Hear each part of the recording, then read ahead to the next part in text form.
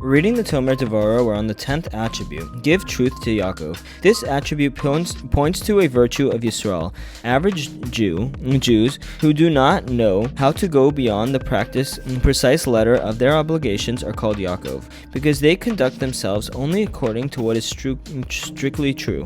HaKadosh Baruch Hu also has an attribute of truth, on the side of justice and correctness, towards those who act in this world with correctness. HaKadosh Baruch Hu acts with truth. He has mercy on them on the side of correctness and justice. So too, a person must treat his fellow on the side of correctness and truth, without veering from the justice of his fellow, to have mercy on him with truth, just as Hashem has mercy on the average people, with the attribute of truth to rectify them. The definition of the attribute: showing mercy towards those who act with strict justice. When a person does what is strictly required of him, without going beyond his obligations, we should treat him with strict adherence to justice, tempered by mercy. We should give him the benefit of the doubt and try to see things from his perspective. When we do so, we awaken Hashem's merciful trait, give truth to Yakov, bringing that element of mercy to the world. Practical example: a special Shabbos awaited the Jacobi family. A Shabbos Sheva Brachos in Beitar, a city where none of the children had ever been before. The entire family was invited, with special mention of each child, from the youngest to the oldest, together with an especially convincing incentive to come. Their host's neighbor were going away for Shabbos and offered to let the Jacobis stay in their apartment. The Jacobis needed only to promise that they would leave the apartment in the same clean condition that they found it. The host conveyed the Jacobis' assurance to the neighbor, Miss Shane, who was happy to let them use the apartment. The Shane family worked hard to get their apartment ready for their guest. They wanted their guest to find a clean and well-ordered apartment where they would enjoy their stay. The Shanes washed the floors and windows and swept the dust off the shelves and window seals, put out tablecloths on the tables and new sheets on the beds. They arranged the shelf space for the guest and put away all the children's toys. Before Miss Shane left, she put a plate of homemade cookies on the table with a note: "Take and enjoy." The Jacobis arrived to find a clean house with a pleasant smell of recently washed floors. Shining clean furniture greeted them as they walked in. This would truly be a Shabbos to enjoy, they thought to themselves. Within minutes, all the Shane's toys were back out on the floor. Lego towers were erected with lightning speed, and toy cars zoomed under the tables. The Jacobi parents enjoyed a clean conscience. As their children played, "Take and enjoy," the note said. Wasn't that an open invitation for their 7 children to take and enjoy everything in the house? Shabbos passed pleasantly. All too soon it was time to go home. The Jacobi parents were concerned. The house looked like a tornado had hit it. Crumbs from the cookies and kugel were scattered all over the floor. The kitchen counter was sticky with spilled juice. A mixed-up assortment of toy cars, soldiers, animals, and airplanes were strewn hazardously across the entire house. "We promised to leave the apartment clean," said Mrs. Jacobi to her husband. "Children, go downstairs while Daddy and I clean up." There was a thunder of stampeding feet as the children ran downstairs, while Mr. and Mrs. Jacobi tried to restore some semblance of order to the chaos they had left behind. They gathered all the toys and put them back, not really remembering what went where. They wiped the little footprints off the upholstered chairs on which their children had climbed. However, the stains on the couch just couldn't come out. They swept away the crumbs and leftover kugel pieces. Most of the sticky spots were washed off. Wherever they discovered them, not perfect, but certainly much better than their own house.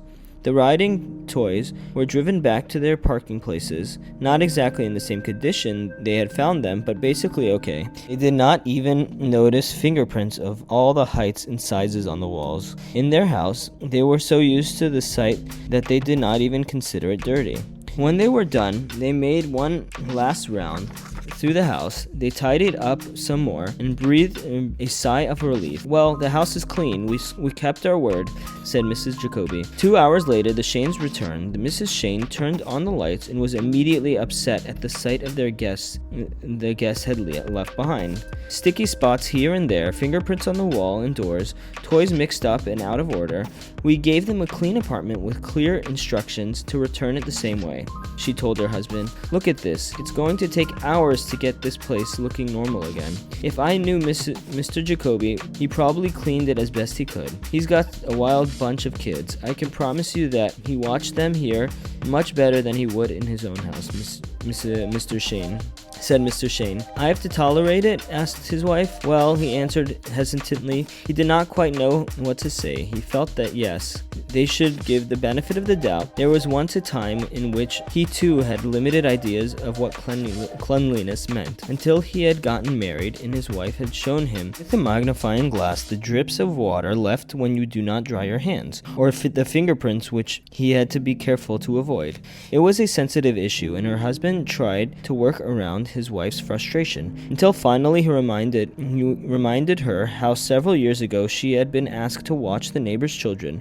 She received a generous helping of sharp criticism over the failures to watch the children according to their neighbor's high standards. She had watched the children perfectly well, as far as she could see, and could not understand her neighbor's criticism at all. "I have to admit that everybody has their own truth and their own standards," she confessed. "The Jacobys had their standards of cleanliness too. So perhaps we could raise our own standards of how to judge favorably those whose standards are a little lower than ours."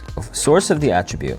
When people show consideration and mercy to those who do not go beyond the precise letter of their obligations, Hashem sees this and has mercy upon those average people who do at least what is just and true. Hashem shows them mercy according to their own ways. The explanation of the attribute. The Jewish nation goes by two names, Yakov and Yisrael. The name Yisrael means leadership. It refers to the best of our nation, the tzaddikim among us. The name Yakov refers to the average Jews, who do not have such high standards of holiness.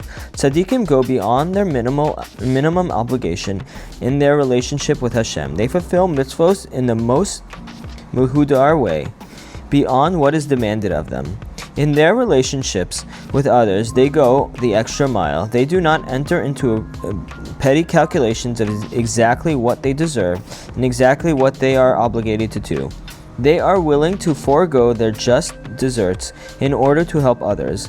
Average people fulfill their obligations, but do not lift themselves above consideration of how much they deserve and how much they owe. It is hard for them to be giving and forgiving beyond the dictates of justice.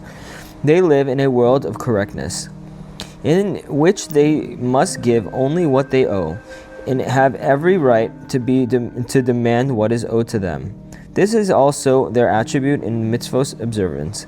They fulfill their requirements, they keep kosher, observe Shabbos, daven, and learn Torah, without any thought of going beyond their basic obligation. Theirs is a world of truth and justice, in which the question is always, what do I owe, or what is owed to me?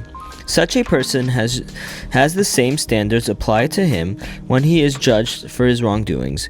He receives justice as he is owed, without any thought of going beyond the letter of the law. Nevertheless, Hashem does so with mercy, treating them with the attribute of give truth to Yakov. Hashem gives them the benefit of the doubt according to their situation and deals kindly with them when applying the statutes of justice and correctness. The Torah's view of midos. The Torah tells, "Do not take revenge nor harbor a grudge against the members of your people. Love your fellow man as well."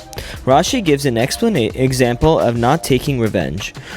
Reuven asks Shimon to lend him a sickle, and Shimon refused. The next day, Shimon asked Reuven to lend him an axe.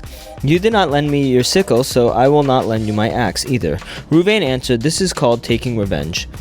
An example of bearing a grudge would be if Shimon refused to lend an axe, but the next day asked to borrow a sickle. "Here is my sickle. Unlike you, I lend things to people," said Reuven. This is called bearing a grudge. Although Reuven did nothing bad to Shimon, he carried harsh feelings towards him in his heart. An axe's power to chop lies not so much in the sharpness of its blade, but in its weight, in the strength with which it is wielded. Therefore, even if if it is used over and over again, its wear with usage is minor. It remains just as fit. In contrast, the sickle's efficiency is harvesting wheat lies primarily in the sharpness of its blade. As it is used, it becomes duller, making it harder to use. Therefore, it is understandable that people would hesitate to lend it out. In Rashi's second case, Reuven asked for a simple axe, which was no reason for Shimon to refuse.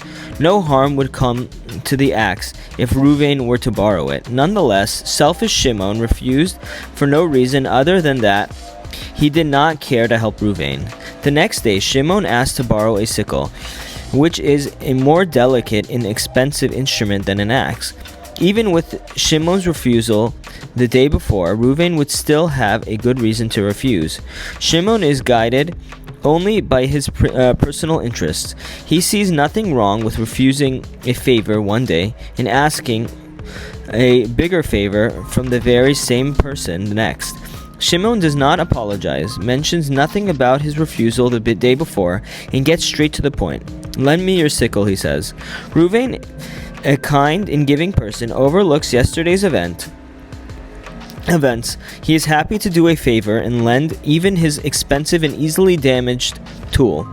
He brings Shimon the sickle and offers a word of instruction in the process.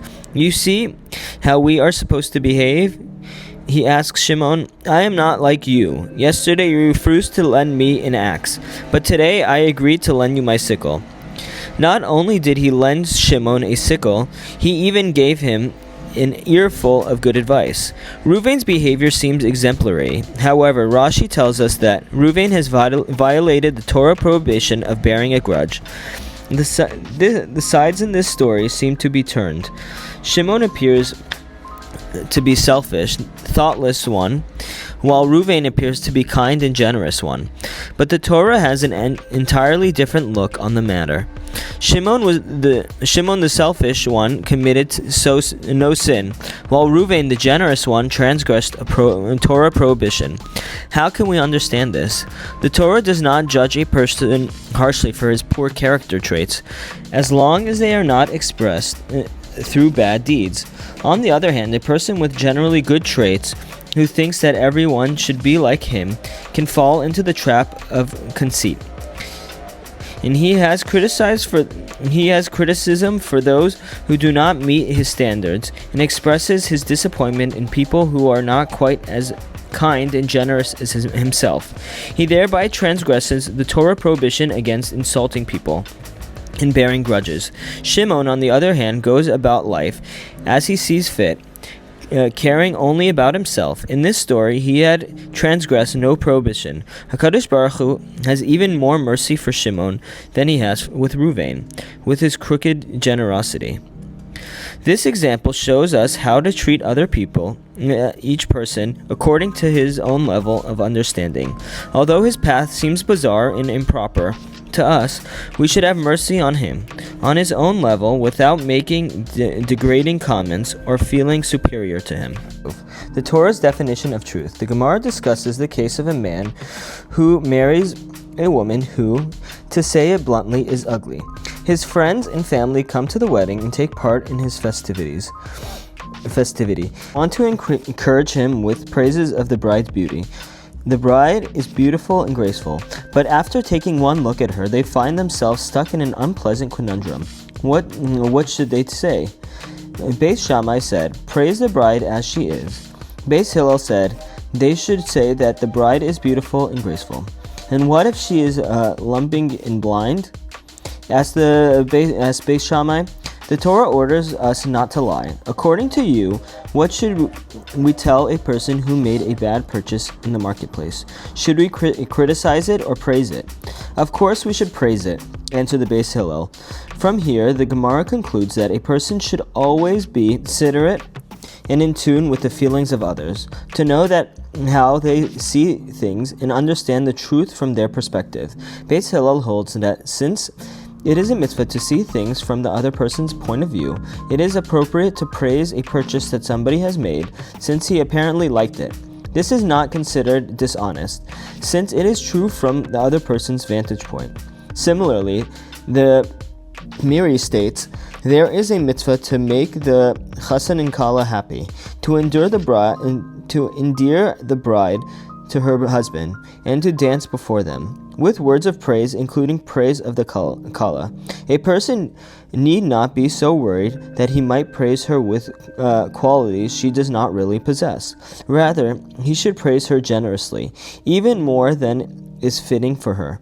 A person's mind should be in tune with those around him, provided that this does not entail a chilul Hashem.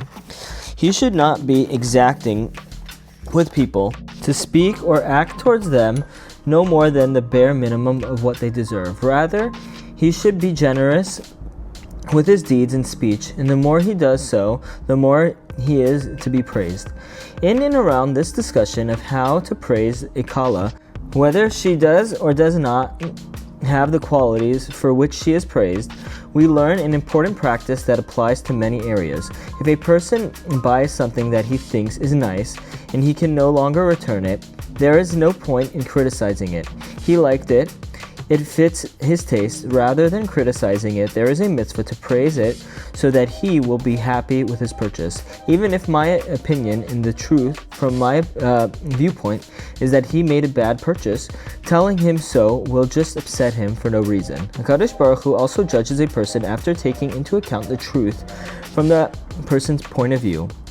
On the one hand, there is an objective truth. The attribute of strict judgment claims that it is an unpardonable offense when a lowly creation dependent on Hashem for his very survival dares to sin against Hashem, who watches him in his every move. This seems a fair and just claim. Such a small and insignificant creature, and such a great and mighty creator, how dare a person ever sin against Hashem? However, HaKadosh Baruch Hu does not see it this way. Hashem understands people according to their situation. As we see in the Piyut, you are their creator, and you know their Yetzer, for they are flesh and blood. Hashem takes into consideration that he created man with all his failings and desires. He understands the big picture of the person's situation. Hashem is good and correct, therefore he shows sinners the way.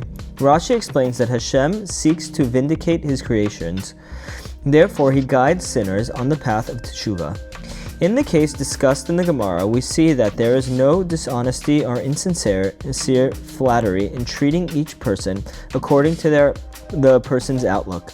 This is the real truth which the Torah obligates us to follow. Examples of the attribute in Tanakh. The Torah's definition of truth. Nebuchadnezzar, the wicked king of Babylonia, was sent by Hashem to wage war against Sor as a punishment for their wicked deeds. Yechezkel Hanavi describes the tremendous efforts that Nebuchadnezzar and his army invested in conquering Sor, and the reward that Hashem granted him in exchange. Son of man, Nebuchadnezzar, king of Babylonia, worked his soldiers very hard to besiege Sor. Their heads are all bald and their shoulders are all scraped. Neither he nor his soldiers received any reward from Sor for all their work. Yechezkel describes how difficult was the war on Sor for the Babylonian soldiers. It was a prolonged siege in which the Babylonians had to carry heavy rocks on their heads and wooden beams on their shoulders, their hair rubbed out, and not only were their shirts torn, but their shoulders were scraped from the burden. After Sor finally fell, but before the Babylonians could plunder it, a wave rose up and swept all the treasures of Sor out into the sea. Neither Nebuchadnezzar nor his soldiers saw any benefit from their hard work. However, since Nebuchadnezzar did Hashem's bidding in conquering Sor, Hashem wanted to give him a fitting reward. What would seem a logical reward for a person who does Hashem's bidding? An eternal spiritual reward of basking in the radiance of the Shekhinah? Of course. A person who knows how to appreciate such a reward would suggest that Nebuchadnezzar be rewarded with a heaven-sent inspiration to do teshuvah, so that he can enjoy the spiritual reward of the world to come, and enjoy the life of purpose and meaning in this world as well. However, HaKadosh Baruch Hu understood Nebuchadnezzar better than anybody who might entertain such firm considerations. Hashem knew Nebuchadnezzar's interests and aspirations. For Nebuchadnezzar, there was no greater pleasure than the thrill of conquest. For him, a spiritual reward would be a punishment, since there was no way he could appreciate it. Hashem wanted Nebuchadnezzar to be happy with his reward, so he granted him something that matched his desire and was fitting according to his own point of view. He desired nothing more than conquest, so Hashem granted him the conquest of Egypt as a reward. Therefore, this was what Hashem, eternal God, has said: I shall give the land of Egypt to Nebuchadnezzar, king of Babylonia. He shall carry away its multitudes, plunder its spoils, and loot its booty, and it will be a reward for his army. With that, we finish the 10th attribute. Tomorrow we'll begin the 11th. Thanks.